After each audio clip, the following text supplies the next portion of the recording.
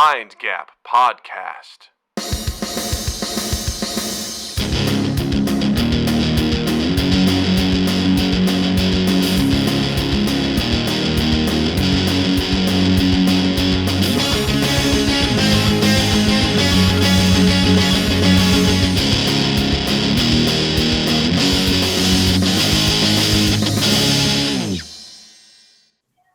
Hey everybody, welcome to Mind Gap Podcast. I'm Doug. I'm Justin. And we're excited. We're super pumped. This is great. If you're just listening to the audio version of this, or maybe even just watching this on YouTube, good news. We're streaming an hour earlier. You're welcome. It's more for us. Good welcome for us, because now we can go to bed earlier, which is good because we're old.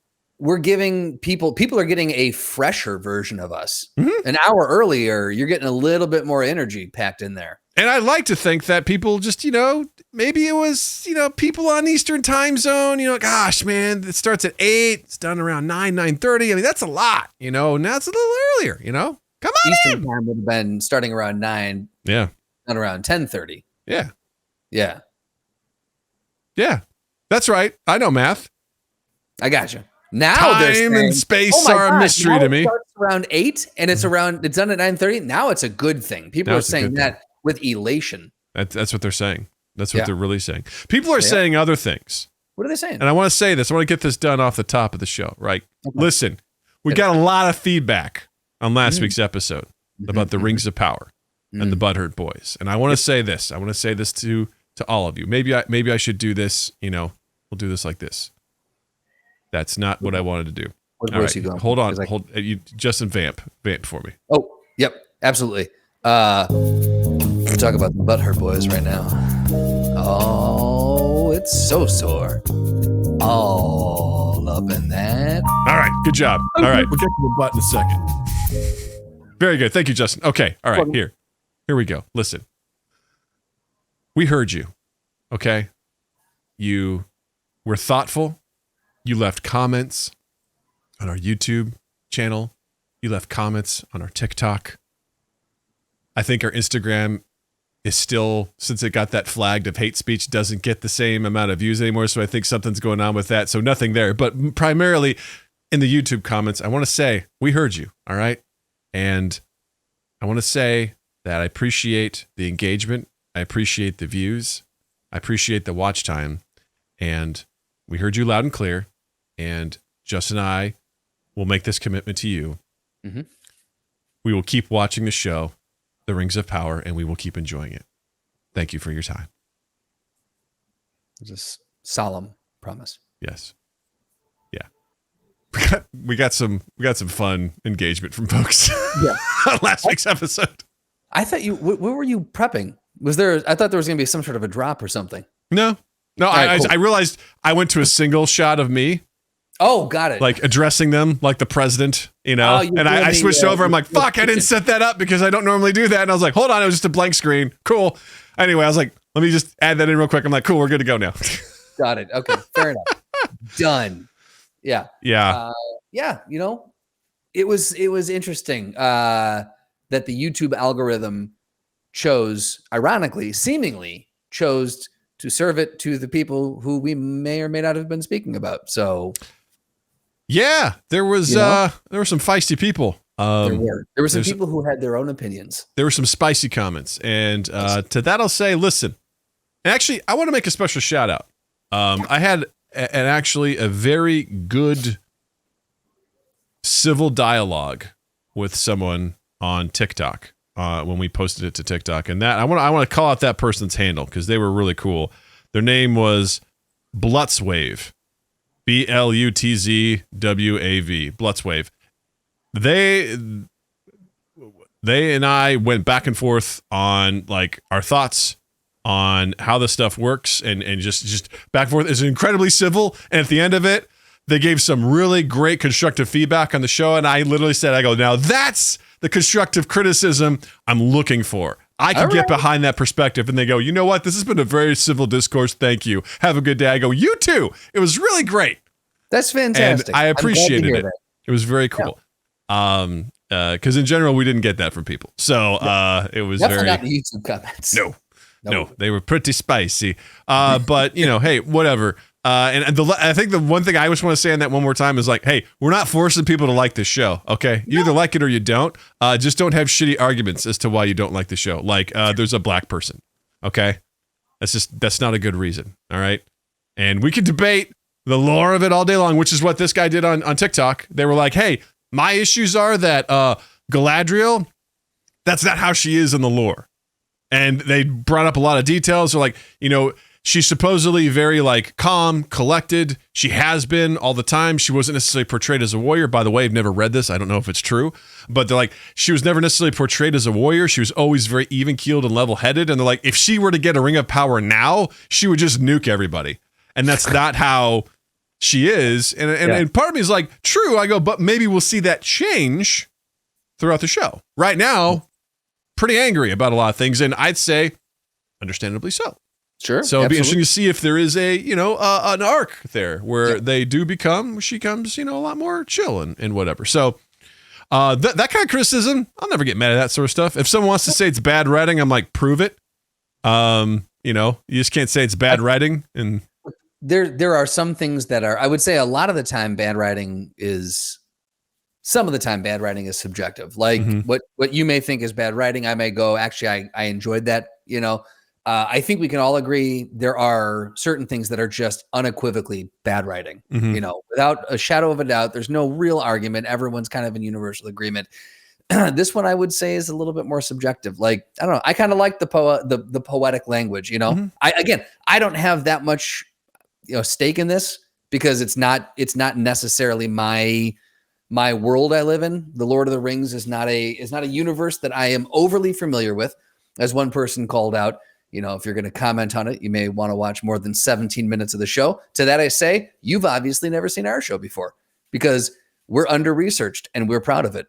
Also, that person missed the fact that I had watched the whole show. Yes. So, and look, I have since watched all of the first episode, so I'm fully ready to debate the first episode. There you go. And I've watched 8 minutes of the second, so I'm fully ready to debate that. You're chugging episode. Your way along. All right. Yeah. I'm ready to comment on all of episode 3. There you go. Yeah. So anyway, I would say that was a very successful episode. And it was great. Thank you all for listening. Thank you all for watching. And still open to civil discourse on it, on thoughts. And again, you don't have to love it. We're not requiring you to love it. And if you have issues with it, I hope it's good because I don't know the source material. You want to talk Sandman, I'll talk source material all day. You want to talk The Boys? Jill just finished season 3 of The Boys. And we were just having all sorts of talks last night where I was like, well, in the comic, I was doing that thing. Yeah. I can talk days around that, but I don't know the source material for all the time. That thing I do. I don't know the source material for The Rings of Power or Lord of the Rings or any of that sort of stuff. So for me, I'm basing all my knowledge off of the movies that I've seen many times. I'm very familiar with those, but I don't know the source material, so I don't have any frame of reference. And generalized reading that you've done about the source material. Yes, exactly. Not deep dives into the actual I've gone to a wiki to learn about Durin's folk. I know. Like Durin's Bane. All that sort of shit. I know a little bit here and there, but I don't know the ins and outs of it. So anyway, that was fun. For a civil discourse, you're also open for civil discord. Indeed. Civil discord. People want to join us on Discord. They do. As long as you're not a crypto spam bot. Please don't be a crypto spam bot. But you can check us out on our Discord. Link is in the description down below. You can find all of our details. You can find our socials, everything at MindGap Podcast. If you are watching this on YouTube, please hit that like button, hit the subscribe button. We're up to 215 subscribers, so we're doing something right. Didn't get any subscribers after that last episode, but that's probably for the best. So yeah, that's a great way to support us. You can also check us out on our Patreon, patreon.com/MindGapPodcast. You can be one of the cool patrons like Tom McIntyre, Richie Armour, Zinni, Slotty Bartfast, Almighty Crit. You could be one of those cool people. You can also check out our merch at redbubble.com. Just type in MindGap Podcast when you're there. Pick yourself up something nice. And we also live stream the podcast episode now on Tuesdays at 7 p.m. Central Time. And I also host a video game stream on Saturdays at 8 p.m. Lately, I've been playing a lot of Minecraft, which has been fun, has led to some very silly moments. I've got a really fun short that will be coming out sometime this week. I haven't decided when. It's probably one of the dumbest moments I've ever put together. But it's also one of my favorites. So it's one of those things where I'm like, oh, right. Normal people may see this at some point and be like, Jesus, man, what's wrong with you? But they say that about anything.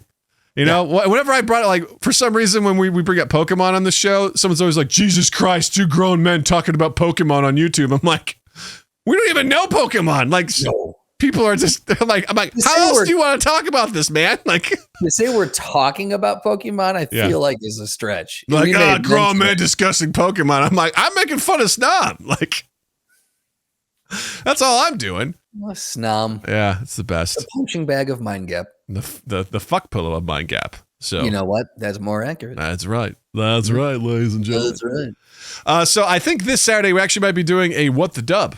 So which would be good. Been a while since we've done that. And then we'll always, I think Minecraft's always a fun place to go back into and do, but I'm also like, you know what? We haven't done that in a while. I'd love to do some Jackbox again. I know the new Jackbox game's coming out next month. Oh boy. So you can bet your ass that's going to be coming up. And I want to do another Left 4 Dead 2 stream for October, for like an October Halloween stream. So we got some good stuff coming down the pipeline. So that's Saturdays at 8 p.m. Central. Come join me and the other Mind Gap All-Stars as we have some fun. Some of those games like What the Dub and Jackbox, you can play along with us. So come hang out. It'll be a good time. I can say, as someone who has not attended many video game streams, the What the Dub is probably... that's one that keeps me coming back every time I can. So if you can join for that one, go check that one out, because we've got some heavy hitters in this some funny crew. Motherfuckers. Yeah, got some heavy hitters that we have some good times. I am the least consistent in that game. Like I cannot keep the funny going for an entire game. Yeah, I'll have a good round or two and then I fall off the board. So it's always it's just the trials and tribulations of a champion.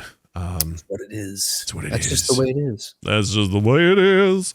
Things will never be. Oh, by the way, Natalie, my daughter, wanted me to make sure to show you all this cool friendship bracelet that she made for me. I was going to ask about that. Yeah. That looks. She goes, wonderful. Make sure you show all your friends tonight. So there Great. you go. Mission accomplished. You got some rainbow on there. You got some Bulls colors. A little bit of everything on there. So I love it. Woo! You know what I love, Justin? It has been a whole year. It's been uno años. Nope. I don't know. Whatever. 1 year since you and I joined this app, which is going to get, boy, I wish we were big enough to be like, they're going to get free promotion, but they are going to get free promotion. They are. We joined the Center app and we've been at it, man. We've been at it for a whole year. Just lifting those weights, you know? Yeah, lifting those weights.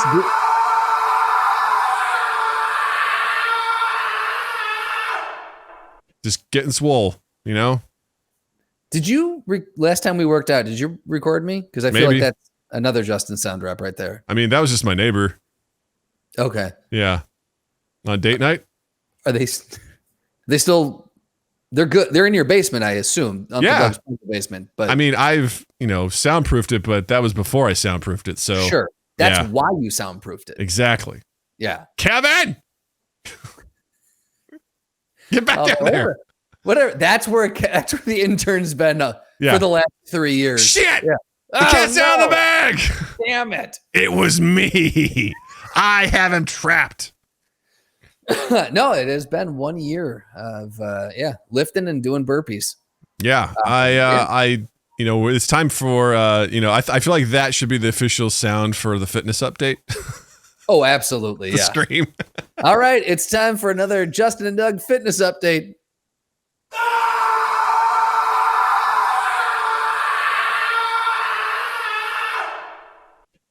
I like it because it seems like the right length, you know? It's long enough to take a sip of water. Yeah, it's like, cool. That's like 7 seconds. Nice. Yeah. So a year ago, a little over a year ago, last March 2021, March 2nd to be precise, I decided to go on a fitness journey. I joined Noom, and I decided I needed to stop being a gross human being, and I started getting a better relationship with food, started moving around a lot, and I lost a significant amount of weight pretty quickly. And then in May of 2021, I joined a gym, but I wasn't doing anything really structured. I was kind of just like going in there and doing the classic of Doug's greatest hits of lifting, and I didn't really have, I didn't really know what I was doing. All the stuff you learned back in wrestling. Yeah, I like doing this and I like doing that, and I had a personal trainer for like a couple of weeks and everything, and it was fine, but I didn't really have any direction. And honestly, my diet wasn't matching what I needed to do for this kind of stuff. So I really wasn't seeing a lot of gains. And then you messaged me and you were like, hey, do you know this app called Center? Apparently Chris Hemsworth started it. And I was like, you have my attention. And I did a quick look at their website and I was like, oh, this is exactly what I'm looking for. And on, I think this very day, last year, September 13th, as of when we're recording this, is when we signed up together. And I have been nonstop just into it since that day. I have gone through the beginner weightlifting program. I went through the intermediate weightlifting program twice.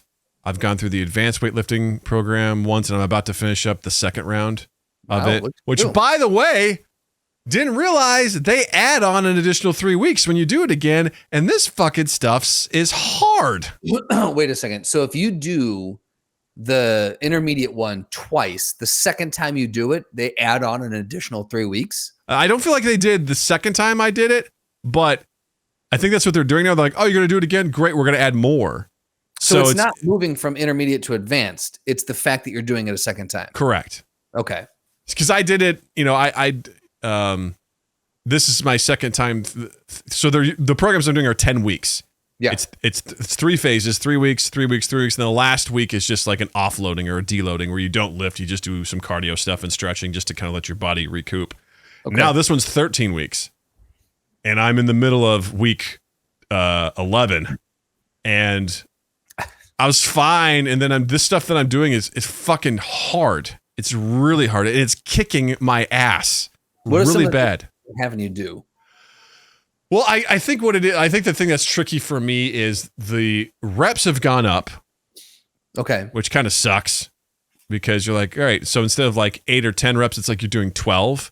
Mm-hmm. And then what they do on some of the lifts is you do like, all right, 12 reps, take a minute rest, 12 reps, take a minute. You do that like 3 times and then you do 3 more sets, but it's like, okay, 12 reps, 10-second rest, 6 reps, 10-second rest, 4 reps, and then wrap it up. Yeah. And by the time you're like, like today I was just doing like, rows. I'm like, and it's just, they've added like these little extra things in there where you're like, fuck me. Like they're really hitting you hard in the muscle groups. And, it's been a challenge. Like I've felt more beat up than I ever have in this round. Good. Going through it. And I'm like, oh God damn. Like, because that's a good thing, because there are times where like when you first start like in earnest, you're unbelievably sore. Anyone that's started a workout before is just, what am I doing? You especially the first like 2-3 weeks that you start working out, from nothing to that, you swing your legs over your bed and you're like, I have nothing in my legs. I can't stand on these things. You're just sore. Everything is achy. And then after a while, you hit the stasis where you're like, my body's in a perpetual state of like, it's like my shoulder's a little tight because I did a thing, but I'm fine. And you forget how much that feeling of like, wow, I've stressed my muscles, like how much you kind of miss that. And it sounds like they're getting you back into that with this. They're really finding a way to kind of like hit you again. I've heard that you want to kind of keep your body on edge so it doesn't necessarily know like what's coming, because if, like you said, in my understanding, again, I'm not a fitness expert, but the idea is if you keep doing the same thing all the time, you're not actually challenging your body. Right. And your body isn't actually progressing at the way that it should. And with this, you would have thought that I just started from zero with some of the things that I've done. And because I've done, like, for example, chest workout was, like the last phase was, bench machine, right? I think it was like 8 or 10 reps. And then it was like 5 push-ups, but like at a very slow pace, like 5 seconds down, 1 second up. And that's pretty brutal unto itself. And now it's like this round's like, okay, great. 12 reps and then 8 push-ups Oh man. 12 reps, 8 push-ups, 12 reps, So 6 reps, 4 reps, 8 push-ups. I'm like, Oh, God. fuck. Like, it's just like those extra reps and everything like that. They kill. And then there's just additional things that I'm doing like on top of that at the end. And then that one, they add in like 2 rounds of like real quick shot cardio at the end. It's like, do 12 jackknives as quick as you can, and then do 12 bicycles, and then do spider lunges or whatever, spider climbers for 30 seconds, and then do it again as fast as you can. I'm like, God damn it. Like, it's brutal. Yeah. And, you know, like for the leg days, you know, it ends with, all right, 20 reps of calf raises, 10-second rest, 15 reps of calf raises, 10-second rest, 10 seconds, 5, and then you're done. And you would have thought that I had run a marathon by the way I was walking. Like, I seriously, because it always hits me 2 days after. I might feel a little sore the next day, but it's always 2 days. I'm just like, fuck, why is it hurting going down the stairs? I'm like, Jesus, I have done calf raises, but I realize I'm like, I will do 8 to 10 in combination with another exercise and then a minute rest. 8 to 10, you know, so it's not like, oh, you're going to be doing, you know, 60 reps within a matter of 40 seconds, basically, you know? Your body's not prepared for that. Yeah. So it's been, you know, it's been interesting, and it's I don't know, I felt extra tired. I've felt extra beat up, which I think is probably a good thing. Okay. But all in all, like I've, you know, the nutrition on the app has been phenomenal. It's helped me again. I feel like so many great foods. And if you want to check out some of them, I posted them on our Discord in the recipes section. You can find some of those listed there. But that's helped me a ton because I feel like the food is good. It's filling. Their nutrition plans have helped me a lot to, you know, understand like when should I be snacking, and also making some delicious snacks, healthy snacks. And I feel like my weight has gone up. When I started, I was 289. My lowest I got was 227. Now I'm up right just probably around 238, 239. It's kind of where I've been hovering. Okay. So I'd like to see that number go lower, but at the same time, too, I'd also like to believe that I've put on some muscle. So I feel like that has to be the case. I'd like to think so. Yeah. It's really easy for me to be like, nah, you're good, man. It's all muscle. I'm like, is it though? Is it, Doug? The guy who made homemade ice cream and pulled pork 2 weekends ago, you know, like someone was visiting, you know, and I'm like, oh, yeah, I'm making pulled pork, you know, so. Yeah. You know, I have my treats, but I just try to keep it, you know, keep it at a reasonable level. That's my goal. I want to live my life and enjoy, you know, the food that I eat. Always fighting off the hunger demons, but you know. Yeah, I'd messaged you the other day, and I was just like, "Hey, man." So for me in this journey, I started it because I was going to the gym, and I was doing the kind of the same thing as you. I wasn't on as hardcore of a fitness journey as you, but I knew I was uncomfortable. I'd put on. You know, a few years back, I ran 2 marathons and I dropped a shitload of weight, and I was trim and I was feeling really good. And then, as happens when you go from running 15 miles every weekend to not doing that, you know, you start to go back up again. So, and then the pandemic hit. So I was not feeling great, you know, and so I was going to the gym, but and I was asking you, you know, what are some lifts I could do, this and that. But it was similar to you. I had no real focus on what I was doing. So Instagram kept delivering me these ads, and I was like, you know what, this shit kind of looks cool. Let me check it out. You know, showed it to you. We signed up, and I was really into it, but I wasn't doing it as hardcore as you. Like I was going here and there, but didn't really make it like a religious event where I had to go every day and I, you know, track this and this. I don't do the recipes like you do. I rarely use the recipes in this thing, which I know I'm only getting half the benefit of the app. I know I need to do this. I absolutely do. But I lost my train of thought. I don't know why. You're talking about your story. Yeah, how far you've come. But there was something about what you were just saying. Fuck. I hate it. I've also lost a ton of memory. I've dropped some weights on my head a few times. That's not good. That's not good. Sorry, I got stuck. Anyway, yeah. So it wasn't until just before my birthday, I did that. You know, I on the podcast mentioned I want to be in the best shape of my life before, before You my die? 40th. Yeah, before I die. And so that was like great. Hashtag fit by 40 became a thing as you pushed me into that, and I've been feeling fucking great ever since. I've dropped. So it's been, I was said I was going to give us the update, baby. Give us the update. I said I was going to look this up before, so I didn't have to do this on. So I did the 18th of July. So that's 1, 2, 3, 4, 5, 6, 7, 8. I'm in my 9th week. I started at 199. Today I was 187. So I'm back down a few, 12. I had to do that math there. Yeah, but I'm feeling good. Again, I don't know where. Congratulations. That's fantastic. 13 pounds down, doing it the right way, working your balls off, Proud of you. Yeah. I think what I'm going to start doing now, because I have not yet done the programs that they have in there. I just do, so you can set with, when you sign up for Center, you can set up, do you want to get fit? Do you want to lose weight? Do you want to bulk? Or something similar to those 3 options. And I want to lose weight. That was my first thing. And then I'm probably going to, once I get down to a weight that I feel is comfortable, I'm going to switch over to toning and putting on some muscle. So they'll deliver you and then you do beginner, advanced, beginner, intermediate, or advanced. So I was lose weight and I'm intermediate. And so they'll deliver you kind of a smattering of Mondays is my hit hurt, Tuesdays is boxing, Wednesdays should be plyo, but I don't like plyo. So I switched Plyos suck. Just can't get into it. So I'd switch it back to hit hurt again.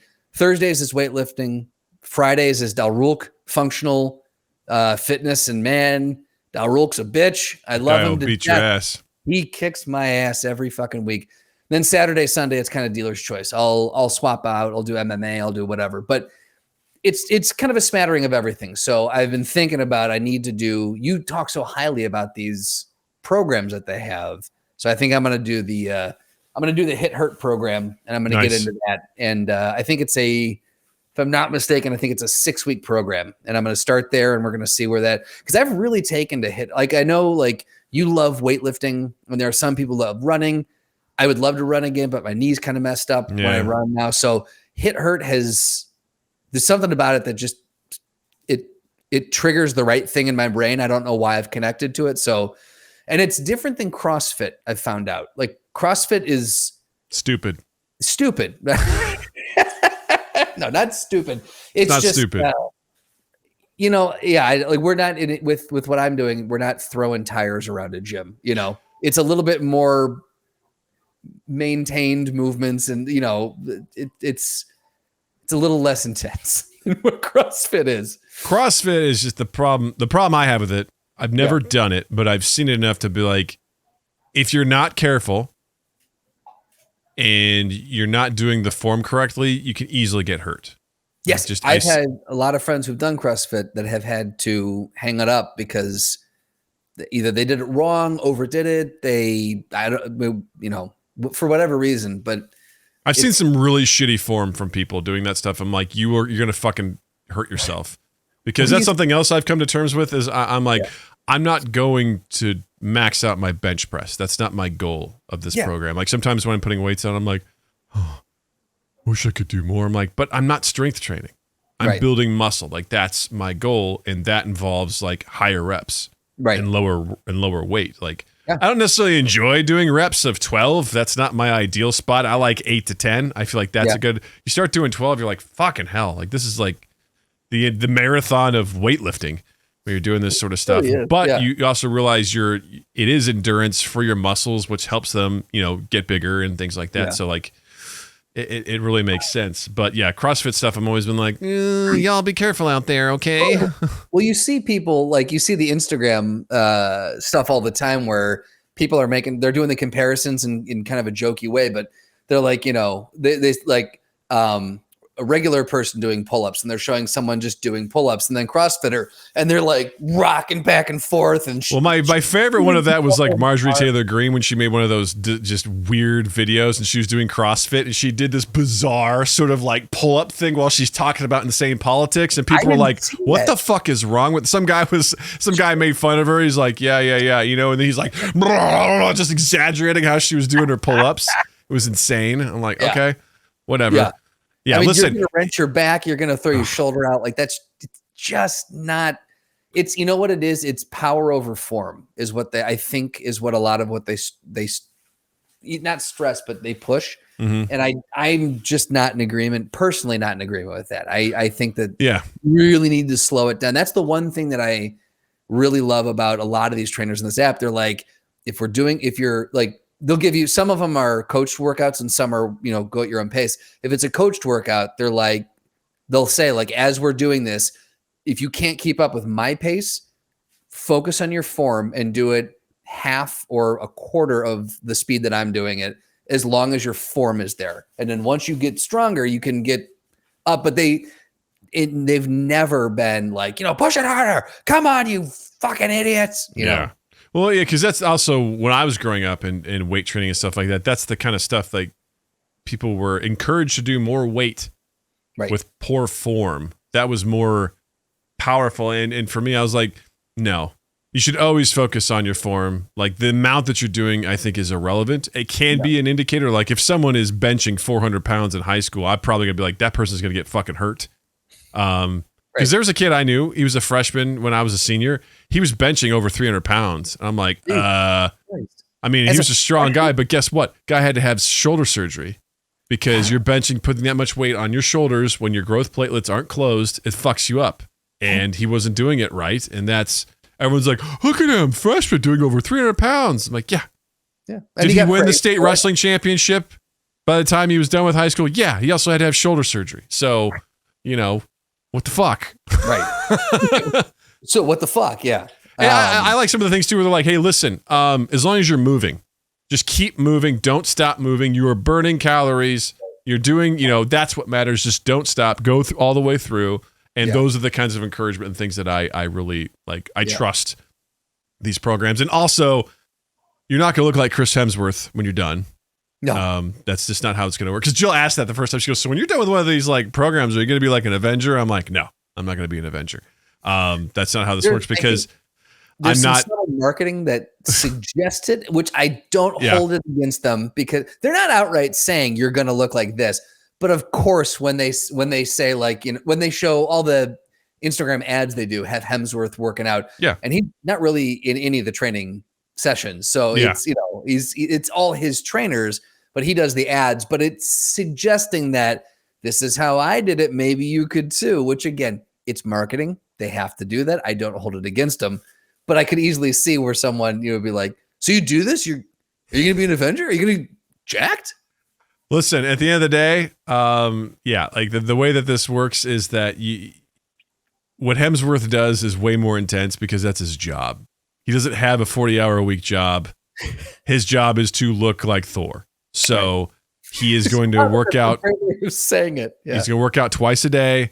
He's going to have a personal chef give him exactly what he needs every day. And he has the trainers who also work this program for the general masses, but he gets personalized, you know, stuff. And the thing is like his stunt man who plays him is also one of the guys that does this stuff too. So, you know, you look at you're like, wow, the trainer that trains him, the guy that does the stunt work, who's his stand-in, and Hemsworth, they're all part of this program. Yeah. And it's one of the best programs I've ever done weightlifting wise. Like I'm so glad that I have it. It's fantastic. It scratches my itch for that. And again, the recipes are phenomenal as far as like getting you good food that will give you the fuel that you need. It's absolutely great. Throughout all of this, Justin, I know you've really hard focused for like 8 or 9 weeks. What would you say is your favorite thing that's changed about you so far? It's a really good question. My favorite thing that's changed about me. It doesn't necessarily have to be physical. It could be mental. It could be emotional. It could be grammatical. It could be what? Grammatical. I good feel now, Oh boy. Me? We've done it. Now we've done it. We've done it, ladies and gentlemen. Physically, I'm seeing the most definition in my arms. So that like it's nice to see that. I'm like, oh, cool. Like I've got some good stuff coming up there, you know? So physically it'd probably be that. As far as myself, if I don't go in the morning, I get anxious to go.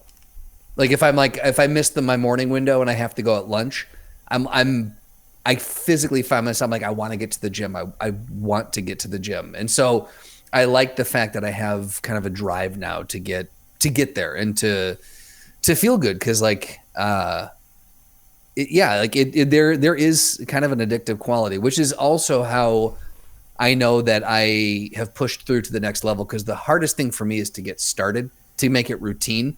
I'm was notorious for starting and stopping and starting and stopping. But now that I've pushed through to a certain point, I can feel just ethereally feel a shift in like just the way my brain is thinking about it, where it is part of my routine now. And I'm very happy that I've gotten to that point, because that makes it just makes it easier to motivate yourself. When you know that it's not a short-term goal, when you're like, you've committed to it for a long term, you're like, this is my life now, you know? I do 2 workouts every day. So I usually go for about an hour, because each one is around a half hour. And so I'll go 2. I probably won't do 2 a days forever, but at least to get myself into it now, that's what I need to do. And I'm really, really enjoying that. Congratulations, man. Yeah. That's so good. I think that's. What about you? I'd say my proudest accomplishment is that I'm at I think 330 days straight of hitting like my movement goal on my watch. My goal is obviously hit 365. So ever since I got my Apple Watch last October and I set my movement goal, I was like, I'm not missing a day. There's been a couple of close calls where I just eked over, but I just absolutely refuse to not hit those goals every day. And I think just like body-wise, I think the thing I'm most surprised about, are my shoulders. I feel like those have been the most, when I think about getting fit, I think about the pecs, the chest, the arms, things like that. But I feel like my traps and my deltoids a little bit, I'm like, okay, all right. And even like, when I do my back workouts, I'm like, I can't see my back, but sometimes when I just stretch, I'm like, it feels kind of muscular back there. Like, it feels pretty good. I'm like, that's okay.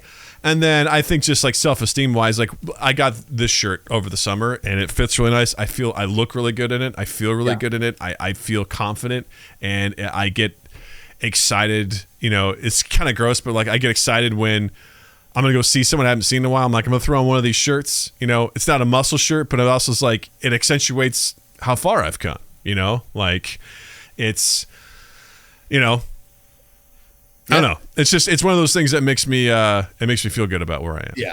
I mean, the thing is like we've, Sterling Archer, welcome to the chat. Welcome to the woke left propaganda channel, sir.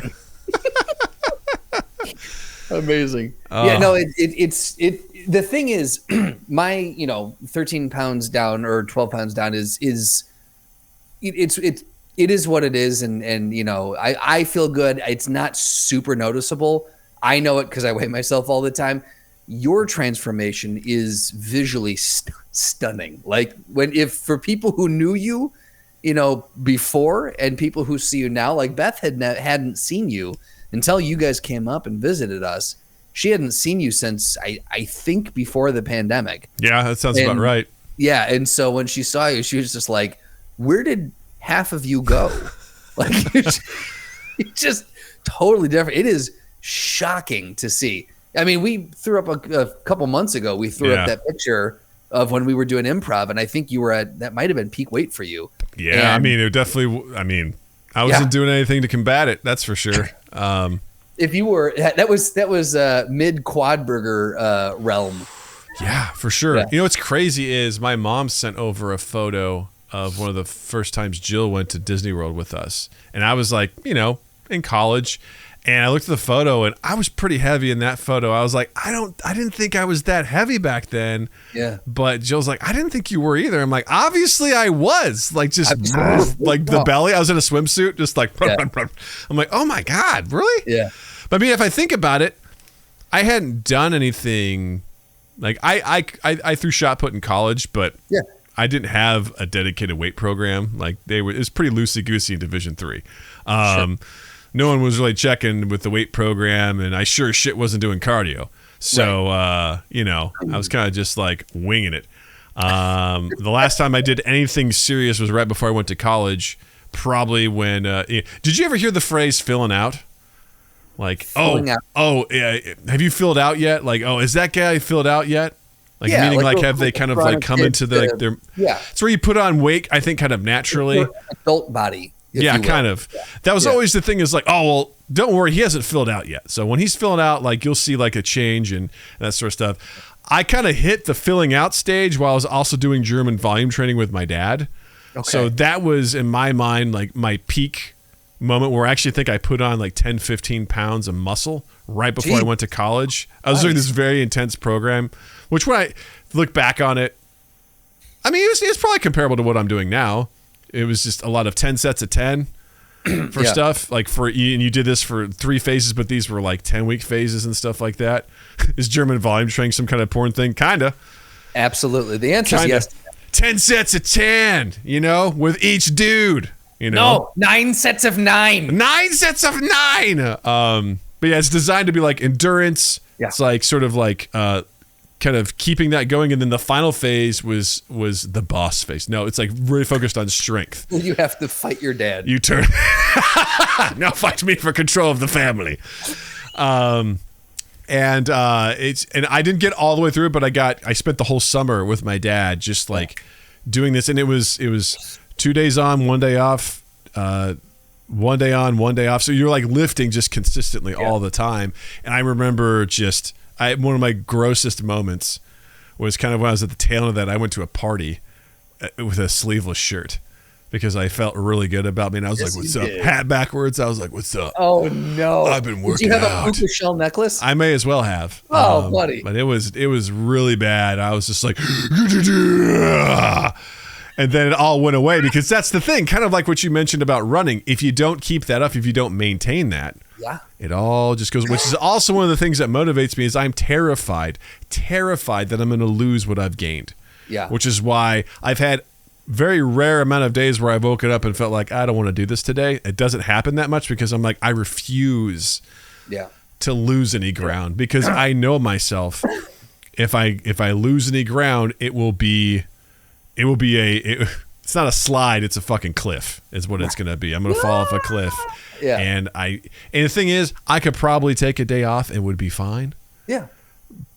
You're at a point now where you could. I understand the mental hurdle that is. I fully understand that because there has been 2 days where I haven't met my move goal. One of them, we went back to Chicago for a Tuesday night concert. Yeah. Of all fucking nights.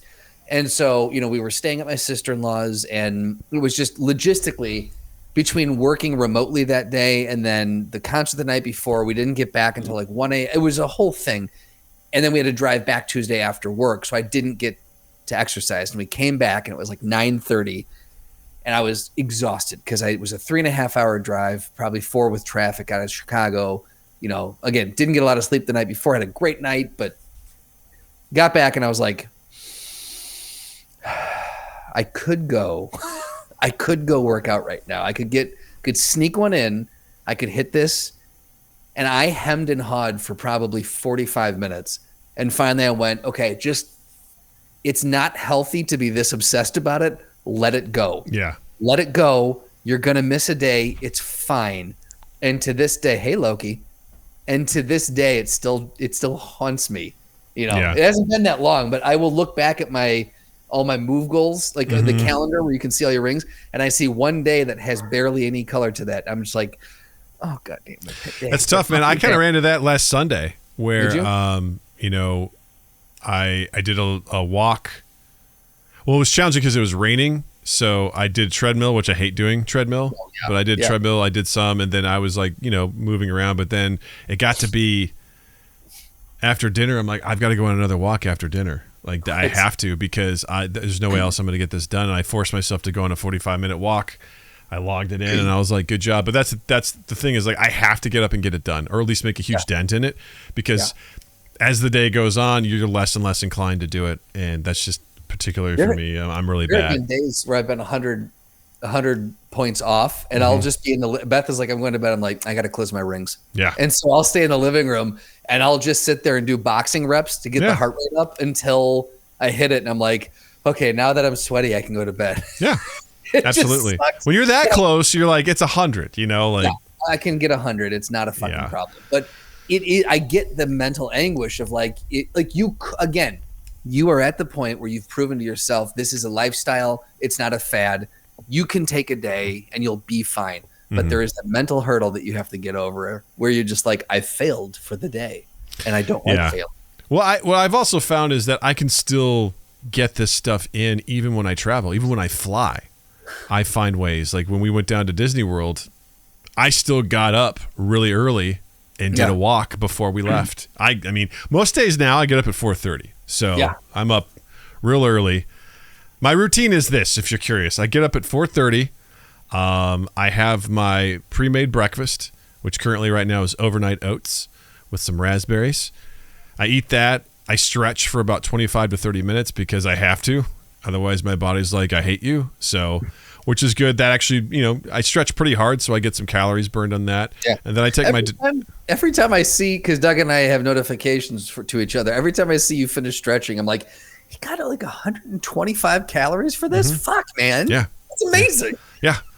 Someone always told me, it's like, stretching's not supposed to feel good, right? It's supposed to hurt a little bit. So get into it. Yeah. So then I go on about an hour-long walk with my dog.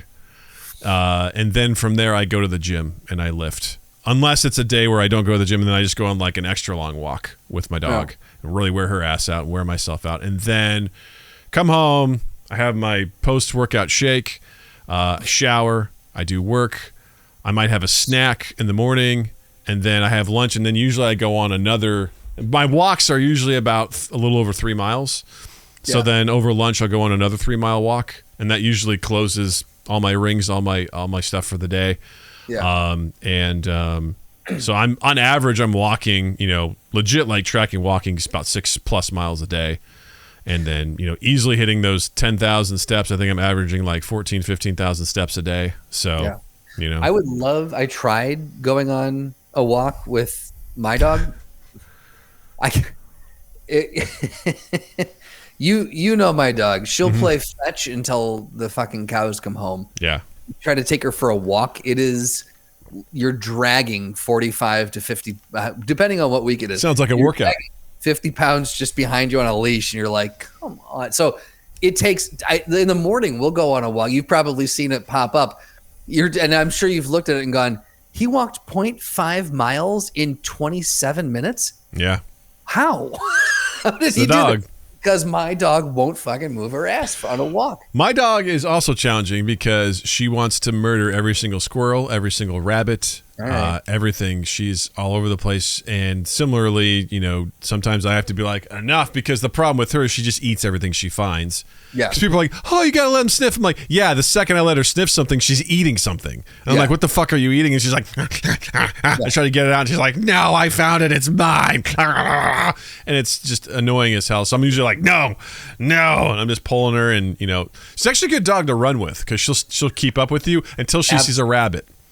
And then you better hope to God that you have you see it first so you can prep for it, and B, you have the balance to pull her where you need to go, because you're like, no, if you don't see it, you're like, shoulders coming out of your socket. Yeah.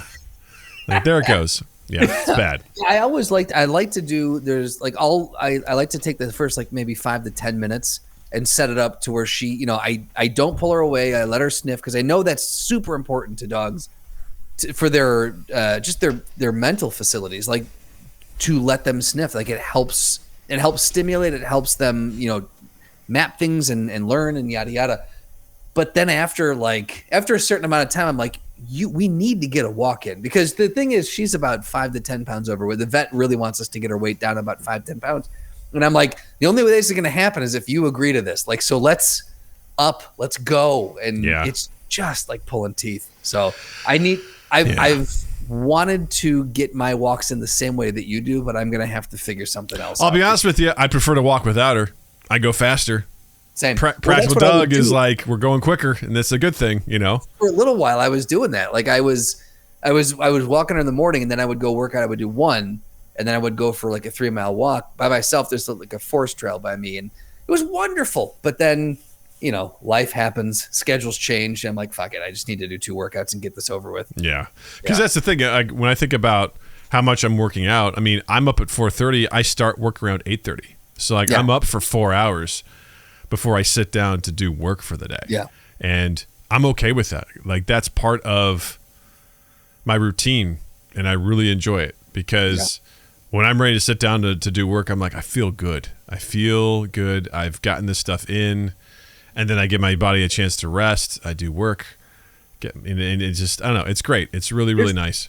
There's nothing better than getting the workout in the morning. And I know some people are like, well, I'm not a morning person. Let me tell you, if you get up and you work out, you will, I've had people say to me, Dad, I'm just not built that way. I wasn't either. I traditionally didn't like mornings. You start working out and it's a whole different ball game, because you get back, you shower, and you're like, I'm done. I did it. And you look at your watch and you're like, fuck, I just burned like 800 calories. It's not even 9 o'clock. Yeah.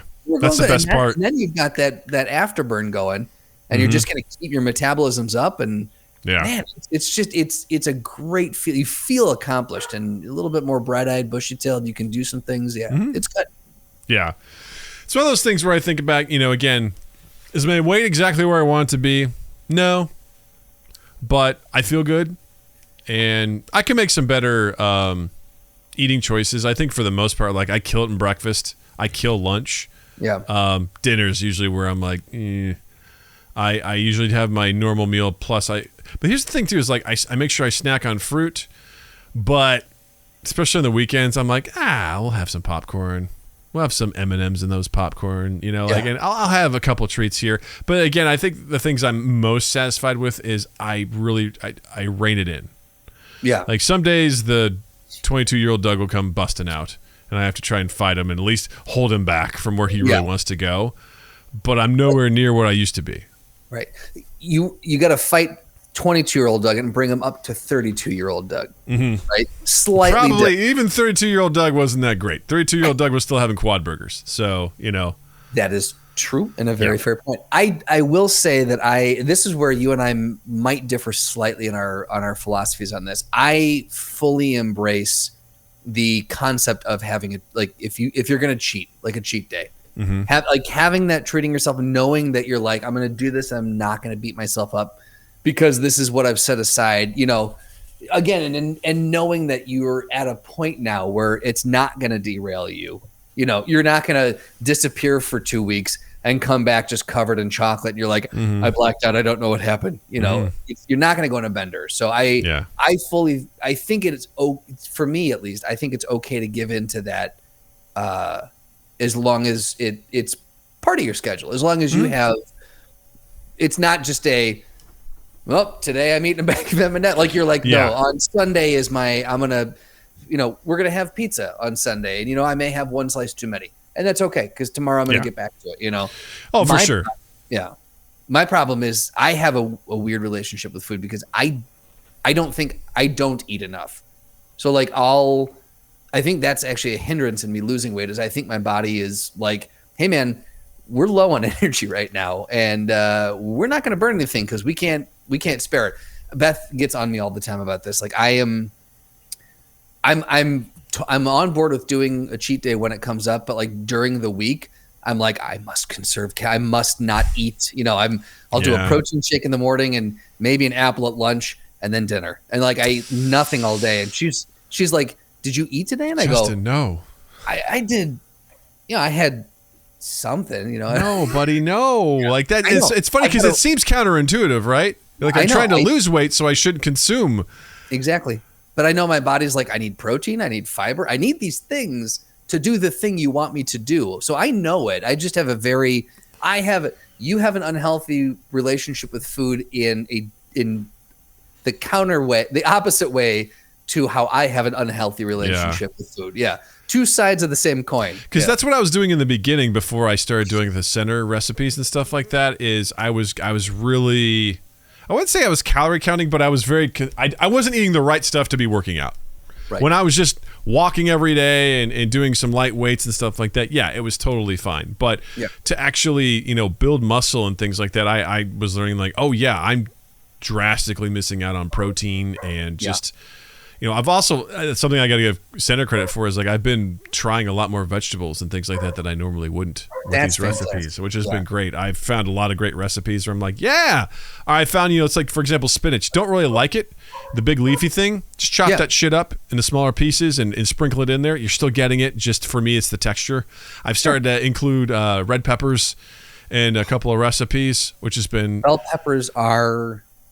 everything to me. Probably my favorite vegetable. I love bell peppers. There's this chipotle cheese fries that I make as a meal that has potatoes, spinach, chicken, red bell peppers. Fuck onions. I'll never put onions in anything.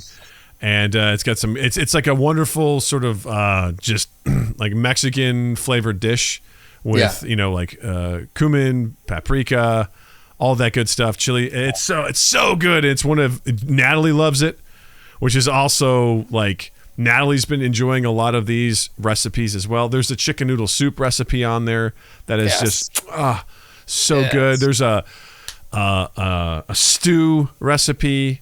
There's a smoky chicken pasta. Like there's so many things that I eat, and I'm like, I avoided this before. Things like pasta. Yeah. Because I'm like, oh yeah, you can't have that. And it's like, no, you can. Yeah. If you do it in moderation and you do it with these other things, it's not just noodles, sauce, and cheese, there's... The thing that I'm starting to, so now as I'm addressing my weird relationship with food and calories and everything, and I'm looking at macros a little bit more, I'm starting to realize, I'm like, okay, so I can get like a lentil-based pasta or a legume-based pasta, and there's a fuck ton of protein in that. Mm-hmm. And I can have, it's got the texture of pasta, and you put, the right kind of whatever on it or put some chicken with it. Now you're doubling up on that protein, put some spinach in there. You got your fiber and vitamin C. Like I'm starting to understand that there are different ways I'm not gonna lie. I didn't realize that there was a bean-based pasta. I didn't either until I started doing this stuff. You know what I mean? Like, no idea. Like, that's the kind of shit where I'm getting excited about, because I'm like, okay, I might be able to course correct this odd relationship I have with food and eating, and actually, so I'm curious to see how the next few months go with trying some different things. The challenge on my end too is that I also am cooking for 2 other people, and we all don't have the same likes. And there's times I have to make sacrifices with the recipe. Like, for example, Natalie hates the plant-based noodles. Can't stand them. Really? Doesn't like them at all. So I'm like, well, that's out. Jill hates sweet potatoes, which is in a lot of these. So I have to just substitute that with just like Yukon Golds, which I'm like, probably not exactly the same nutrient content, but I'm like, close enough, I suppose. It's better than eating a wheel of cheese, I suppose. Like that's what I tell myself. So, I do have to make probably more protein in cheese. Yeah, right. And like for example, the chicken noodle soup, I don't like celery, but I definitely don't mind it in a soup because it gets nice and soft. Yeah. And Natalie and Jill don't like celery at all, not even in the soup. So I'm like, well, I guess I can't have celery in this goddamn soup. So there's things where I'm like, I have to make. Honestly, I would go very, very simple with this. I would have like a very rigid, regular schedule where it'd be healthy, but that's made it. She's got a recipe for chili that I wish she'd made it. Blow your ass out. It will blow your ass out. We'll get to the butt in a second. It was, I know it's so good. But it is, it's like 3 different kinds of beans. It's celery, carrots, ground beef, something. You put a little dark chocolate in it. What was in that something, Justin? I had tomatoes. So I honestly don't know the recipe. What else? Is there onions in there, Justin? I don't. There's onions in there. I know there is. Don't lie to me. Parsnip today. Never had parsnip before. Okay. That was tasty. Little dark chocolate and a little bit of balsamic too. I love creates balsamic. Really interesting, weird. It is probably some of the best chili I've ever had. And when you look at the ingredient list, you're just like extraordinarily healthy. Like, yeah. And so like I feel like it has celery, so your girls wouldn't like it. But I'm dying to have you try this thing because I think this would be a game changer for you. This is our winter go-to meal.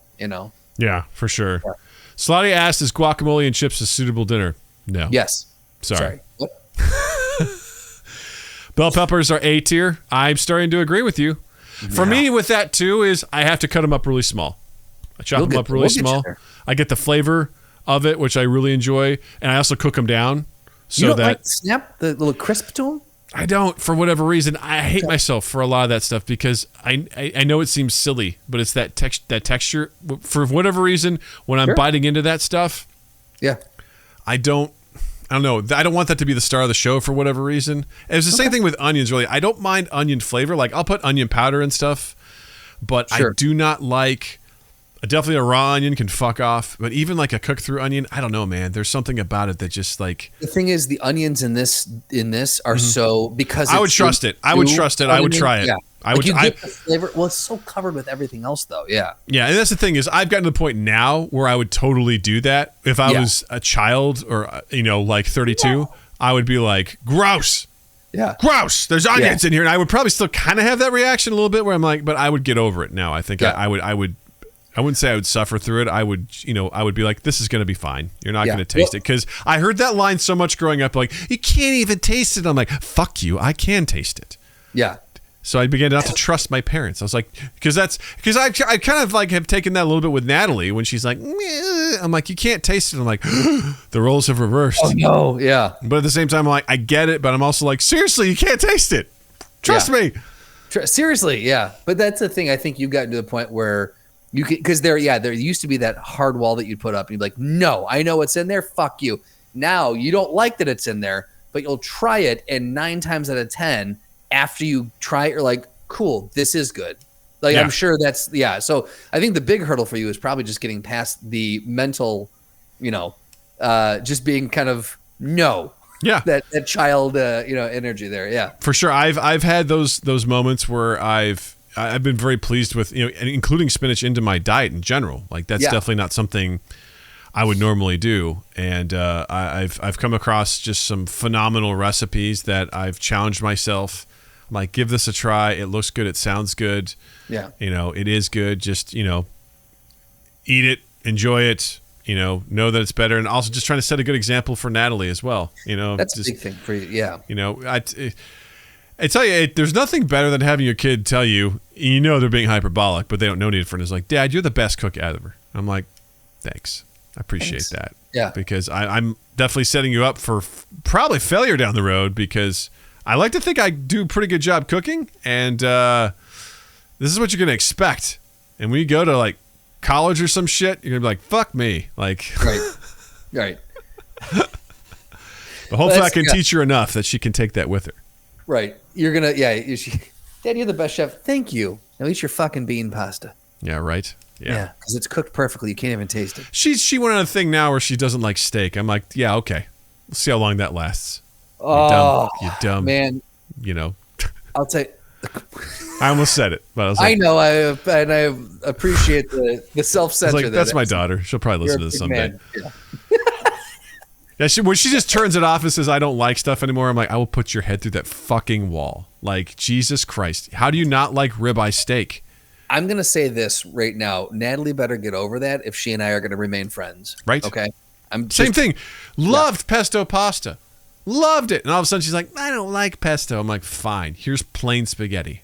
Right. Enjoy. And she just gobbles it up. I'm like, whatever, you animal. Yeah. Like, yeah, that's the thing as a parent too. You got to be like, this is either a test or a phase, and I'm not going to show my cards. And I also think, like, I give her some outs a lot of ways. I'm like, fine, I've got some macaroni and cheese over here or whatever. When we go to places, it's like, oh yeah, she wants chicken fingers and whatever. I'm like, that's fine. Yeah. But she also, I make sure she has veggies, She has, like, when she comes home from school, she usually wants a snack, and it's some bullshit snack like, I want Cheerios. I'm like, that's not going to fucking fill you up. That's garbage food. Yeah. I was like, here, have a banana with it. She's like, okay, so she'll have her banana, which is very filling and very good for you, and this. So we've gotten this combo now. In the mornings, I make her an egg every morning with a banana. Like, there you go. There's your breakfast. Her lunch is 2 carrots, 6 grapes, cheese stick, a slice of prosciutto, and a slice of turkey breast. And her snack at school is strawberries and grapes. So I'm like, I'm feeling good, right? Yeah. Feeling good with that. That's a nice rounded meal, yeah. All right, Sly's like, oh, whoa, don't slander Cheerios. Hey, listen, Cheerios is fine. It's just not good. They want you to believe that Cheerios is like a delicious, good for you food. It's not.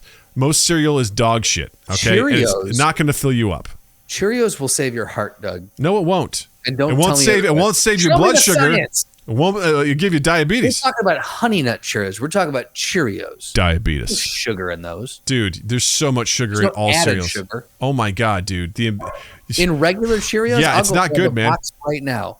Well, here's the thing. Drive to the store. Well, here's the thing, too. You won't get filled up on Cheerios. It's not filling. You just eat it. It's not as bad as chips, but it's pretty goddamn close.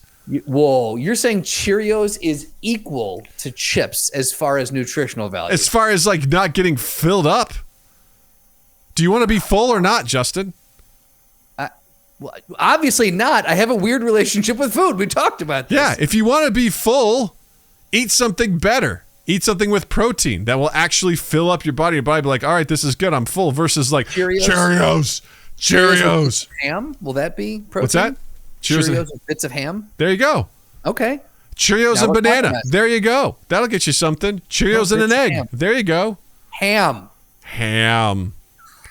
This is a false dichotomy, Doug. No, Slotty. What? It's not. False dichotomy? What are you talking about? Yeah. Between chips and Cheerios? Or what? Listen, that's probably a gross exaggeration, all right? But what I'm saying is the thing that's between the two of them is that you just continue to eat them. I'm not talking eating Cheerios with milk, because milk is a liquid that will help fill you up. If you're just straight eating them dry, which is how Natalie eats her things like that, you can't compare Cheerios to chips and put them on equal footing for healthfulness. What I'm saying, let me be more specific, is they won't fill you up. You're going to get torn up on YouTube for this. Nah, nobody's going to give a shit about that. Butthurt boys don't care about health. Look at them. Look at how they spend their energy. They don't get up and move around for 10 hours a day. They don't care. I'm saying Cheerios in a bowl, chips in a bowl. You are just dry. You're just going to eat them and you are not going to feel full. I would argue that the fat and the salt content in the chips is worse by a long shot, because that almost compels you to eat more. But you still will be consuming, it's high calorie density. You're eating a lot and getting high calories for the load, for the density of food. It's not going to fill you up. Choose a better option, sir. Slotty's killing me right now. He is absolutely killing me. What if you eat chips and Cheerios dry and drink a cup of milk? Better. What if you eat chips and drink milk? Gross. What if we're always drinking milk? This episode brought to you by Milk. Support your local dairy industry. Justin, what kind of milk do you drink? I switched to oat milk, actually. Oh, okay. I was going to say, do you do skim? Do you do 1%, 2%? Or do you do whole? Traditionally, I used to do skim or 1. Skim, man. I grew up on that, and I hated milk. And I never knew why until I got to have whole milk. And I'm like, wait, what? This milk's out here too? What the fuck? This milk is out here too? Yeah. I was like milk-flavored water. Yeah. It was the nastiest milk ever. Yeah. And that's what we always had. I was always like, I don't like milk. And then I think I went to camp. I'm like, man, this milk is so good. I mean, look how white it is. Like, this thing is just like so thick and delicious.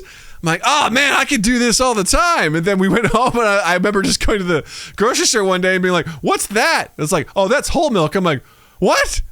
Why can't we have that? And then for a while, my mom let us get it. I'm like, I love milk. Yeah. This is the best thing ever. Yeah. I think it is funny how, because I grew up on the same. Like, I grew up on, and I know my mom didn't grow up on skim milk, because I don't think skim milk was really a thing until more, like, I feel like when back in the day, 60s and stuff, like, you were getting, it was just milk. Yeah. I don't know if they had all the varietals, all the different I don't know. I could be talking about it out of my ass here, but I feel like our parents probably didn't grow up with the option to have skim milk.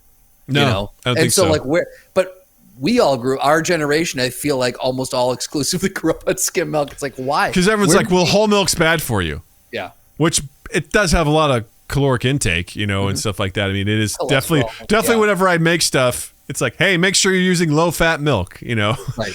But seriously, whole milk is the goddamn best. Like, it is so good. I just, yeah. So anyway, sorry to go on that milk tangent, but anyway, I needed to know. I'm glad we're on the same page that skim milk is garbage, or as Slotty said, is skim milk is just water lying about being milk. So true. Yeah. So we're getting healthy. That's what it is. We're getting healthy, and end of the day. Honestly, shout out to anyone else who is going on a journey with this sort of stuff, and if you want to share your story with us, we'd love to hear it. We should make a fitness channel in Discord. We do have one. It's not used hardly at all. This is how often I log in. Yeah, we do have a fitness channel in our Discord. I'd love to chat more with people if they've got workouts or if they want ideas on workouts. Not that I'm a fitness expert, but I shared some of my early workouts and they're with what I was doing. I would love to chat more about this, or if anyone just needs encouragement or whatever. I'm no. I don't know. So that's the kind of stuff that inspired me to get going. It took a while, but I'd listen to comedians or whoever. It's like, man, I'm going to make a change. I'm like, well, fuck, if they can do it, yeah, why can't I? All it takes is just, starting by walking every day and stuff like that. So, yeah. So that's, well, hope you're thinking about being healthy. If you are being healthy, good for you. Share your story with us. We'd love to hear it. Absolutely. Tell us your favorite workout in the comments down below.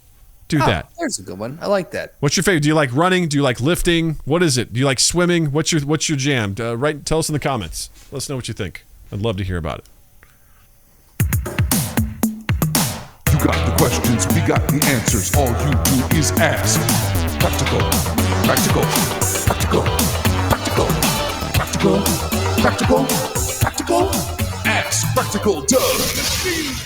All right. So, if you've never been here before for Practical Doug is a tiny Doug that lives inside of Large Doug. Practical Doug guides Large Doug on most of life's journeys, offering practical sage advice. What's going on? Hold on. Let me let my dog out. She's whining. All right. The poop is coming. The poop is coming.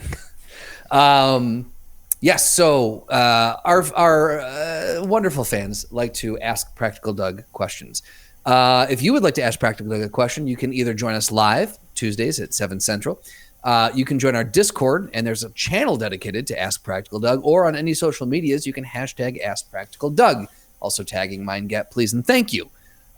Today's practical question comes from Mr. Noah Reno. Noah asked, hey, Practical Doug, why are roundabouts so good and efficient, but people are so bad at them? I think Noah was specifically talking about, because he also linked a video to this, and it was like a small town in the USA, right, of why people are so bad at roundabouts. Because when I was growing up, my idea of roundabouts was obviously in Paris, at the Champs-Elysees or whatever, like that massive roundabout. I saw it from like European Vacation and things like that. I'm like, that looks like pure fucking insanity. Like, that is absurd. It's crazy. Why would anyone ever want to have that? Yeah. And then it's moved at a glacial pace in the U.S. where I've started seeing them pop up in places. There's a lot of them up here in Grand Rapids. Yeah, I saw like in Missouri. I've seen them over in Bettendorf, Iowa. I've seen them, and they're supposedly efficient, very efficient. And they, according to the Insurance Institute for Highway Safety, the IIHS, did his research. Roundabouts are a safer alternative to traffic signals and stop signs because the tight circle of a roundabout. Wait, hold on. Oh yeah, here we go. Get ready for it. The tight circle of a roundabout forces drivers to slow down. And the most severe types of intersection crashes, right angle left turn and head-on collisions, are unlikely.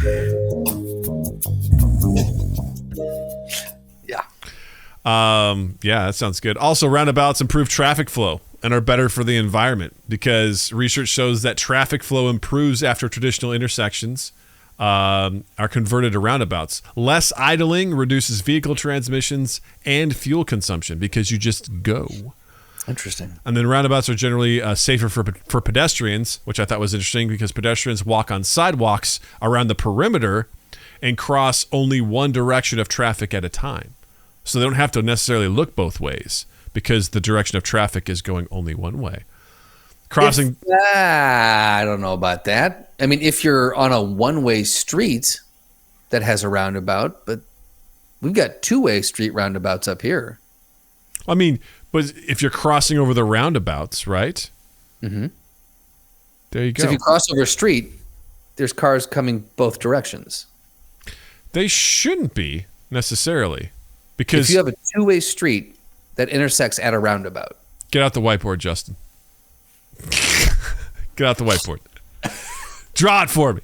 No, because if you have a roundabout, the idea is that you're getting on and following one particular direction, right?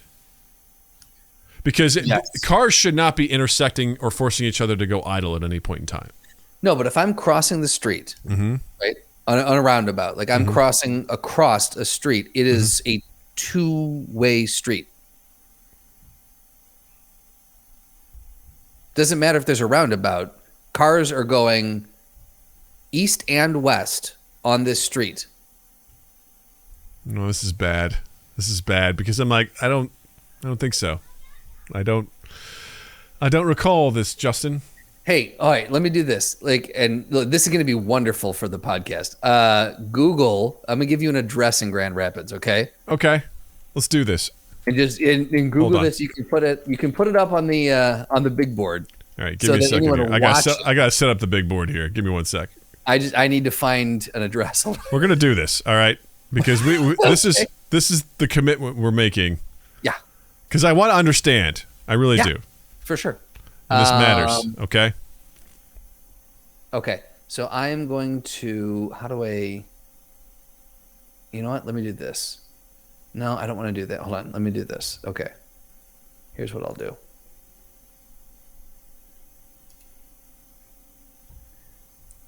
We got if this I going. send you, where do I send this to you? Am I going to send it in GChat here? Okay.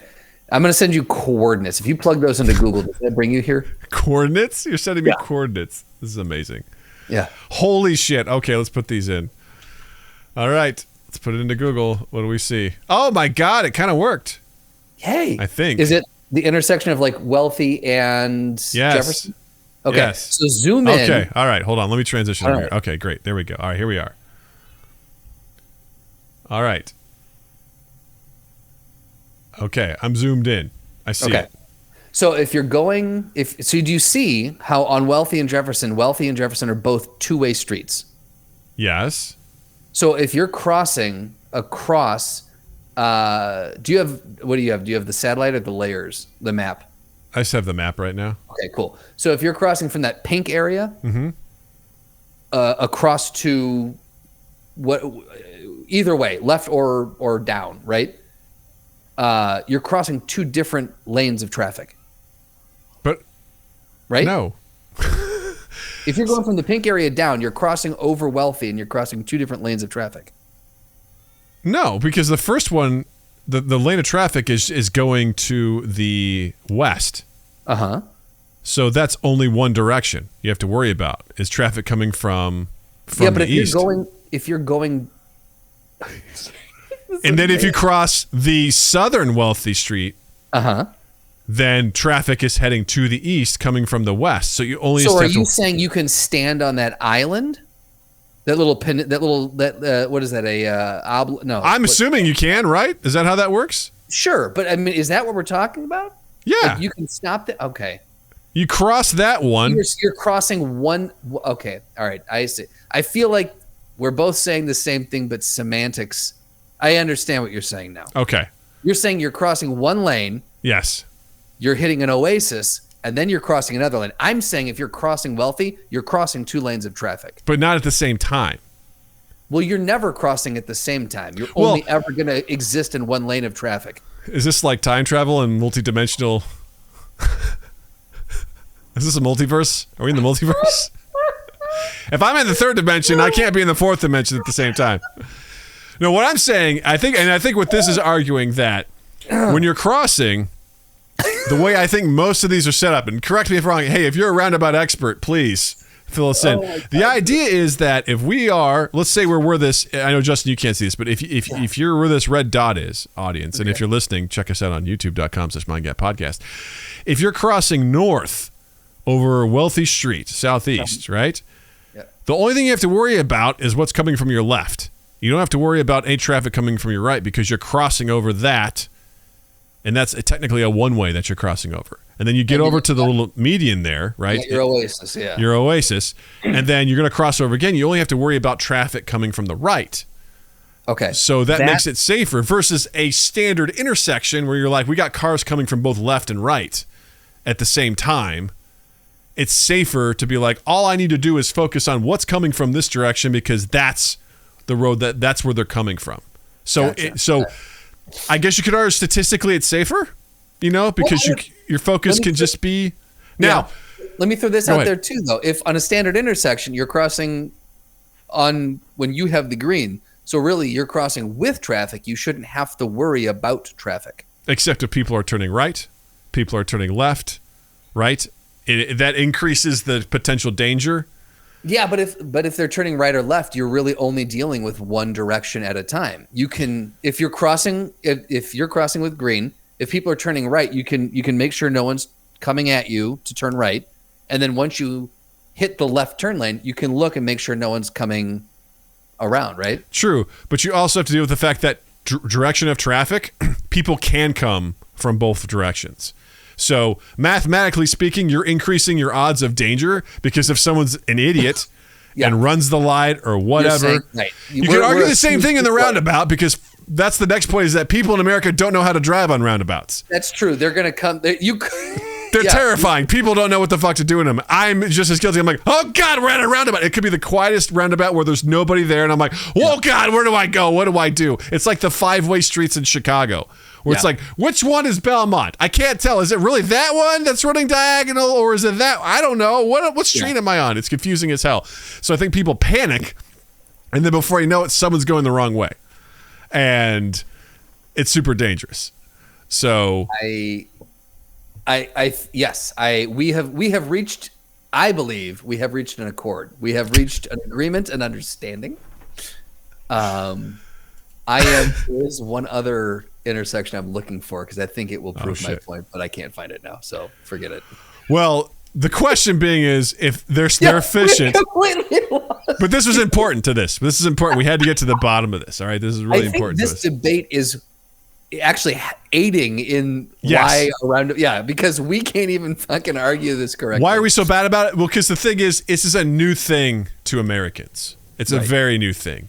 We are so used to the typical intersection, that this, when you see it, it's like, this seems crazy, but it actually makes sense because the way that you travel and the way that it's honestly, I love it because of the sense of like just natural motion, right? You hop in, you go, you get off where you need to go, and there is no stopping, which is kind of nice. There's no idling. It does seem better as long as everyone knows what the fuck they're doing. And so why are people so bad at it, Noah? To answer your question, we don't have any practice. How often do you see a roundabout? If you're not in your hometown or anything, or not a town that you live, like Justin, you see them a lot. So no big deal. I don't see them.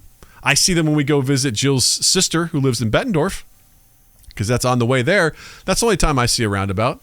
When I went to go visit my brother in Missouri 3 years ago, there was a roundabout there. And I'm like, okay, I don't get much practice in it. So it's confusing. It adds extra confusion, especially if you don't know the area anyway. And you're like, great, now I'm in this circle. And I don't know which street I'm supposed to take next. And the video that Noah showed these cars that were just so confused. They were going the wrong way. They were going in the wrong lanes, completely screwed everything up because they didn't know what they were doing. Yeah, because most of them have the 2 lanes going the same direction where you're like one is for the intent to turn right, and one is for the intent to follow the circle around. And so if someone's going down the wrong way, and you're like, oh it's just God. a whole fucking thing. Yeah. Yeah. So I sent you one more. Okay. A bit of coordinates, and we'll wrap it up here. This is an exception to the rule. This is an ill conceived roundabout. I will say that. Okay. Let's take a look at this go. one. I don't know if you can see it in the map. No. Yeah, you got to go to the satellite view and zoom as far in as you can. Okay. I was like, because right now it just looks like okay. All right. Here we go. Let's take a look at this, gang. So this is a 5-way intersection with a roundabout with no oasis. Okay. So, so these are all 2 ways then. Yep. Yeah. Yeah, that's not safe for anybody. I mean, they have crosswalks, but that does not fit the definition of, Right. That's just a regular crosswalk where people don't actually have to stop. Because obviously, honestly, I think it would be dangerous for a car to stop there. So the pedestrian should never walk unless they absolutely can get across. Because this circle is just a constant flow of motion. So now we drove by this one time, and how many dead bodies were there? 7. Nice. On the southwest on the southwest section of the roundabout in the center, 2 kids had a lemonade stand set up. Oh my God. Terrible. And I sat there and I went, if you had tried, you could not have picked a worse spot. Yeah. To set this up. And there were people stopping and buying lemonade. I'm just like, this is no bueno. No, this is dangerous. Yeah. Super duper dangerous.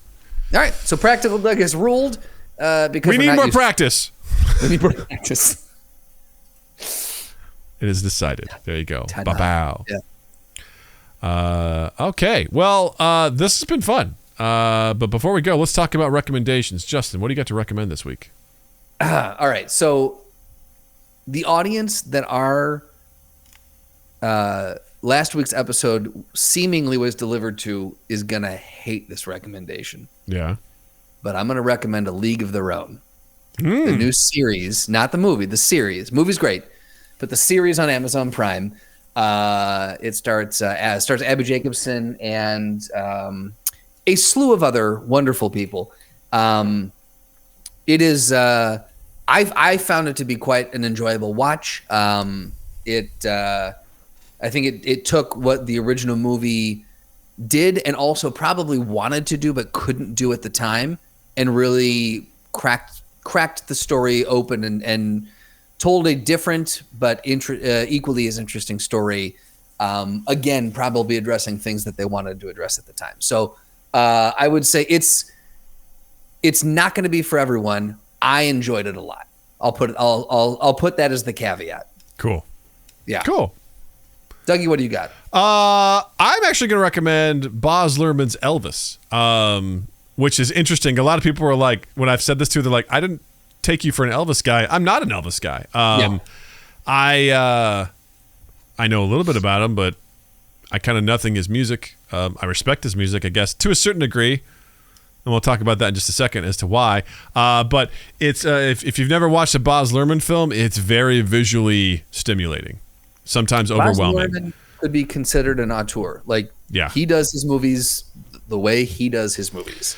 Yeah, and it was when I first started watching it, I was like, oh God. I was like overwhelmed by the visuals. I'm like, okay, you can do this. You can get through this. It was a lot. There's a lot of motion. There's a lot of things. I was like, Jesus Christ. But I thought the acting was spectacular. The actor, I feel bad, I don't know his name, who played Elvis, was phenomenal.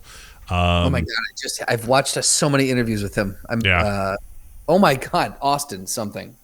Reno.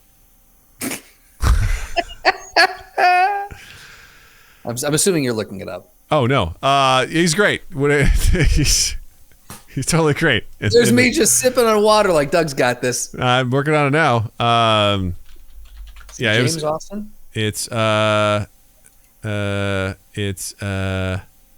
Who are you? Austin Butler. Austin Butler, that's what it is, yeah. Austin Butler. He does a phenomenal job as Elvis. Really, really just knocks it out of the park. and it's interesting. It's just visually entertaining, everything like that. The story kind of just makes it seem like black blues artists were cool with Elvis just like stealing their music. Like, what's up, Elvis? How you doing, man? Not they were like, hey, man, how come you're fucking profiting off of all of our shit? Like, what's up with that? And how he was like a big civil rights guy. I'm like, yeah, but you stole their music. Like, that's, right. I mean, it could be both. He's like, I love civil rights. But at the same time, like, I'm going to say, ain't nothing but a hound dog. You know, just going to take everyone's music for it.